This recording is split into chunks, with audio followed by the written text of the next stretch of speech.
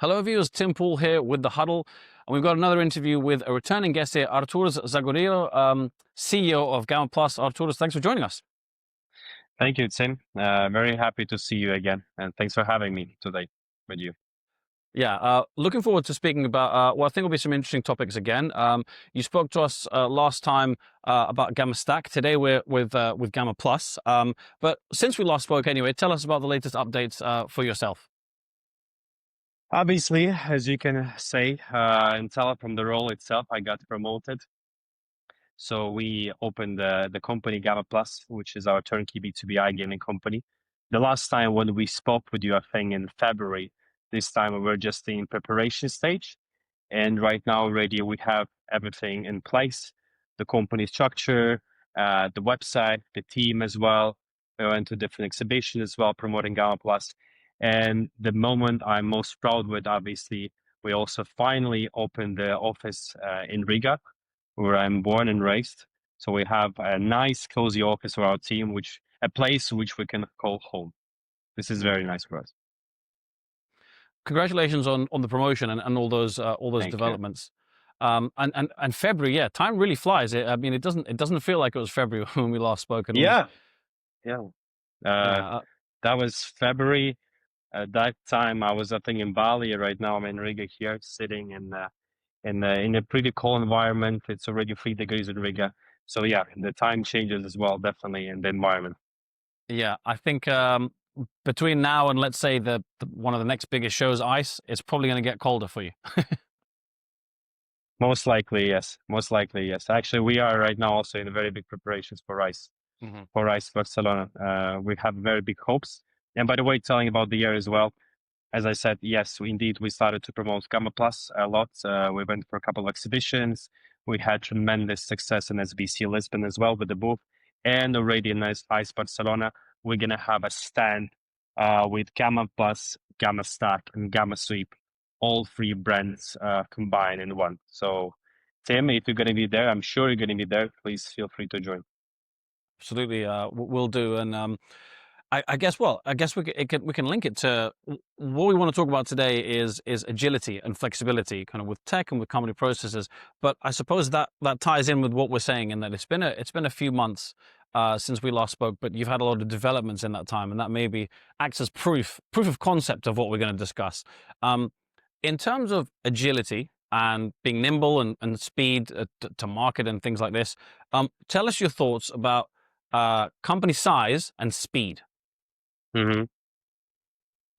Yeah, company size and speed. Obviously, in my belief, company size still matters a lot. Obviously, if you're a big company, you have a lot of assets, you have a strong cash flow, you have a lot of resources. In some ways, you do have an upper hand, and of course, the brand awareness. But when it comes to speed right now, lately, I start to see that this is also a vital thing, and it's a question of survival already. The smaller companies, small cross-functional teams actually are much more agile. They have a very easy approach on decision-taking process. They are quick in terms of implementing the things, trying them out, and seeing the results. On the other hand, the bigger corporations and the bigger companies are very bureaucratic, right? So they need to go through a lot of different layers while the decision lands on the table for signature right now. And sometimes they're very late to the party. Actually, in our industry, in iGaming, I do believe that this is essential part of being agile and quick. Because Tim, I'm sure you're going to agree with me, but we have shifts that are happening every single day in different aspects of iGaming business, especially in new regulations. So sometimes today the market could be completely black and they get regulated all of a sudden in 1 or 2 months. Sometimes some markets get completely prohibited. Sometimes in the regulated markets in the local jurisdictions, we see new safety gambling policies as well. And the operators that are not able actually to adjust are in a risk of losing the license in the worst case or getting the fines, right? So yeah, being agile, staying in the curve at the top of the game and being able to adjust to the market conditions, regulations, technology-wise, place preferences, this is an essential part right now and the key factor of success. Yeah, the iGaming, as you say, is very dynamic, and something I've said on the Huddle before, and guests have said there'll be people who leave iGaming and they realize that the other industries they go to don't really have as much change, and they end up potentially being a little bit bored and often coming back to iGaming because there's so much kind of once you get used to this pace of, as you say, change. And regulation obviously changes all the time. But when we said size and speed, is that always going to be kind of the trade-off? So if you're a big company, you're going to have the resources, and then I suppose if Hmm. you're a small company, you'll eventually end up probably in that cycle versus speed Hmm. and ability. Is it agility? Sorry, not ability. Is that kind of the trade-off that will always exist? Yeah, it's a very good question. I think it's not about always like black or white, right? Mm, You can be gray as well. So definitely, you hit the nail here. If you're able to combine the best of both worlds, if you're able to create a company, obviously with a decent size, a lot of people, but at the same time, you have a lot of, let's say, semi automated, no, sorry, not automated departments that have autonomies and that are able to run like a small businesses inside of the companies. I think that would be a great way how you can do business, because then you can still move quickly, right? And if something is happening within one specific department, but it doesn't influence the work of all the rest of the company, this is great. And yeah, same goes for technology as well right now. Um, we see that companies are shifting from um, the monolith system to micro managed services for the very same exact reason right now, right? Because you want to innovate, you want to adjust, you want to be agile, but at the same time, you want to make sure everything is under control, right? And you're not risking to, do the wrong calls and then, lose the market share, the profit or something else. mm. A key question following on from that, I think, and especially now to the advanced stage it's got in the industry, the use of AI. In terms of assisting flexibility and adaptability, AI in terms of processes, I think is guaranteed. You need it in kind of daily processes. But how much AI needs to almost be in the technology itself at this stage to assist with the speed you're talking about? I don't think it's a question anymore, Tim. It's Mm, it's not a question. Should we have an AI? Obviously, we can see. Okay, even let's go and see the broader industries right now. The biggest companies at Fortune 500, like for example, Meta, are paying billions of dollars just to hire engineers from other AI companies right now. There is a fierce battle for AI because everyone knows that AI is changing the world. 2 years ago, everyone was using Google. Right now, even my mom is using ChatGPT to mm, search for something, right? If we go back again to the iGaming industry, obviously this is a must. So AI is already everywhere, and definitely this trend will pop up, will continue to rise. Mm, in terms of the safety gambling policies, in terms of the customer journeys as well, in terms of the fraud detection, AI copilots, and actually this is what we did. This is what we did with GammaPlus. So we have a AI copilot. So imagine, Tim, you're a casino manager and you log into the PAM, and you need to have a certain report to be checked. So usually it will take you, I think, around 6, 7, 8 clicks, right? When you need to find a specific module, you need to filter it out, and then you can extract the report. Now with the Copilot, obviously the question is only about the correct prompt. You can generate reports, you can generate bonusing systems, you can create customer journeys, and it's only one click away. It's about how you communicate. And of course, the most important part about AI that is self-learning. So more data you feed to AI, the better it becomes in the operation. Then you can reduce a lot of manual, boring work and use this time that you have unlocked for some tasks that are much more important. mm. Absolutely. As you say, it's not it's definitely not a question anymore of using AI. As you say, it's more about how effectively you use it, and as you say, the quality of the prompts as well. When you talk about maybe a slightly harder question to answer, agility and everything we're discussing, and AI comes into it. How do you embed that into a wider company culture? Company culture. I think not too many people actually are talking about that. So everyone is talking about agility in terms of the approach, business Mm, approach, commercial approach, technology wise.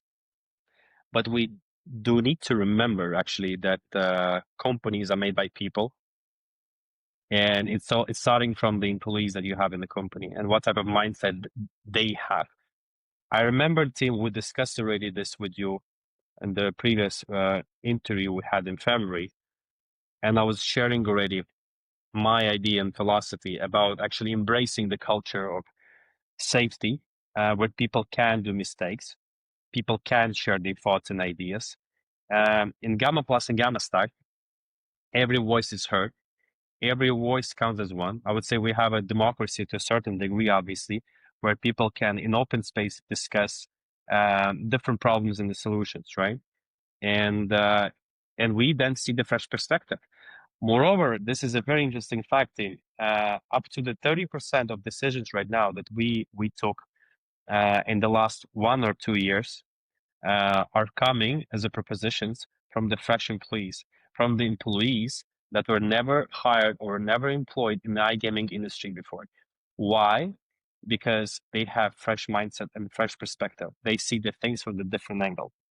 Whenever you are working in the iGaming industry for 5 to 10 years, in a certain way, you are in a bubble, right? But Mm. when some people come outside and they see things different way, they can definitely shed you the light. What is the correct path sometimes? So that's great. This is what we do and embrace.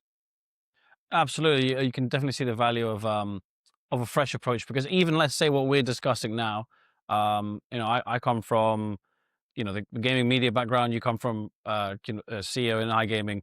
Uh, we the things we're saying, there could be someone down the street, completely different industry, could have a whole new idea that could really benefit us. Correct, correct. This is very much correct, and I see that more people are actually C-level people from the industry are talking about it.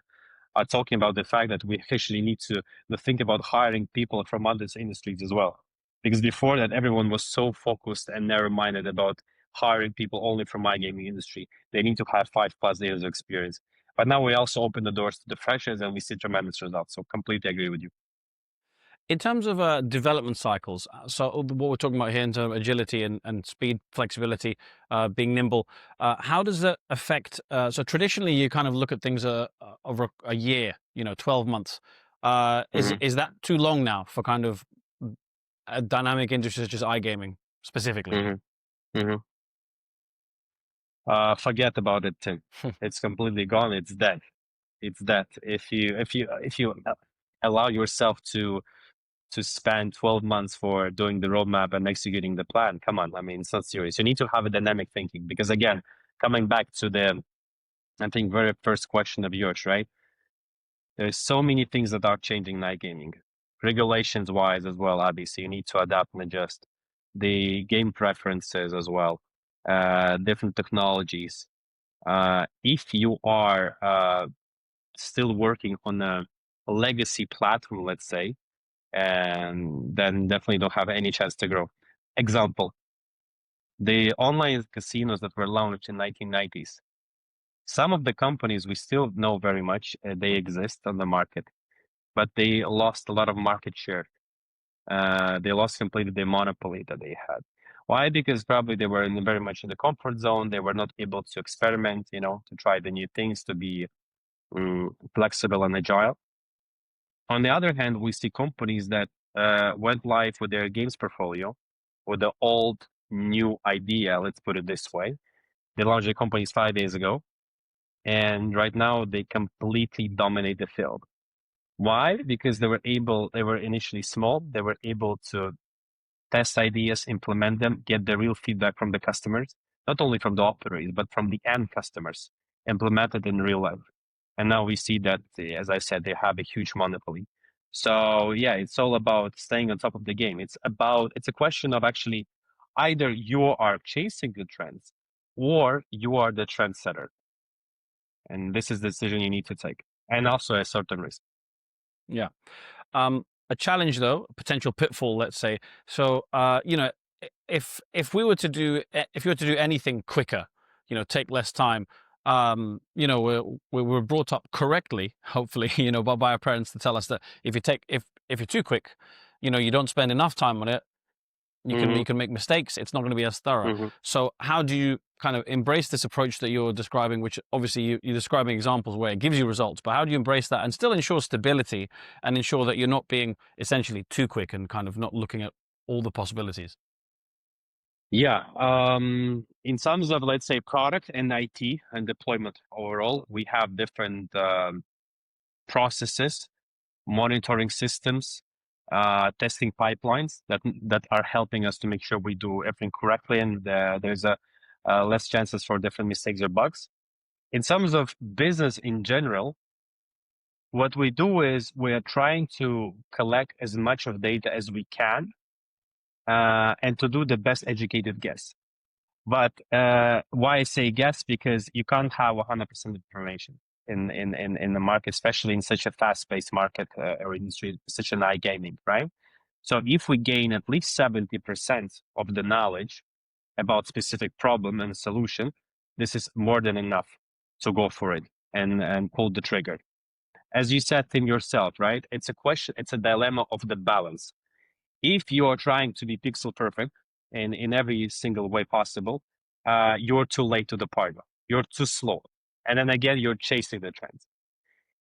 On the other hand, if there's a speed without any kind of control, it's a complete chaos. There is a big chance you're going to make a lot of mistakes. And this is not the result you're striving for. So I think in our case, we found this perfect balance, the formula, the perfect equation, where we have people that are able to talk openly in open space in the company and suggest different things. We have different different processes how to make decisions, and we test them properly. And once we are ready, at least for 70%, we go for that. So this is the balance we found that is working the best for us.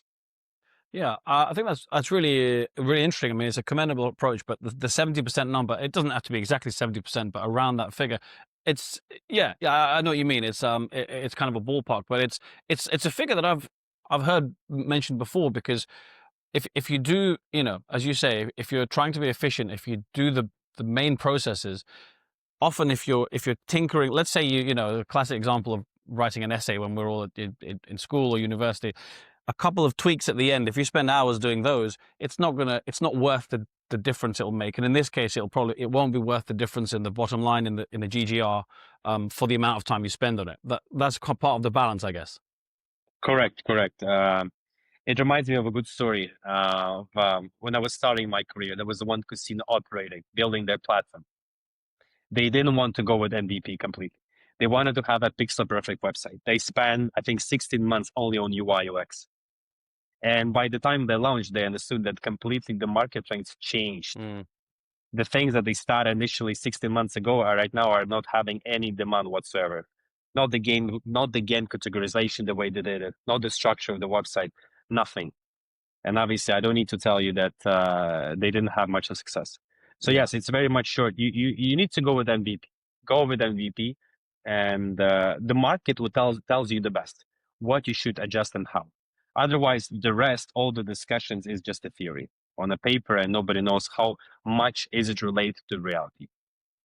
Yeah, we always love a good story in the huddle, and as soon as you said 16 months, I knew where that was going, because as we're saying now, imagine today's market. Yeah, there's as you say, a year is too much. So yeah, the end result of that story makes a lot of sense.